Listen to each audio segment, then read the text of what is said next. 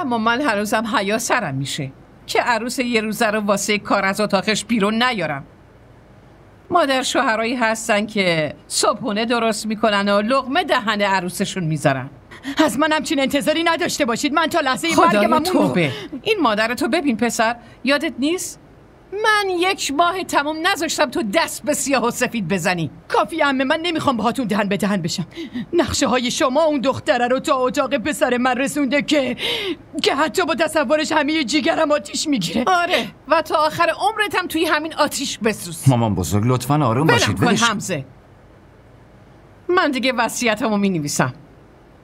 وقتی مردم توی مراسم ختمم حتما اینو بنویس تا مردم بفهمن این زن پیر که مرده دلیلش گرسنگی بوده.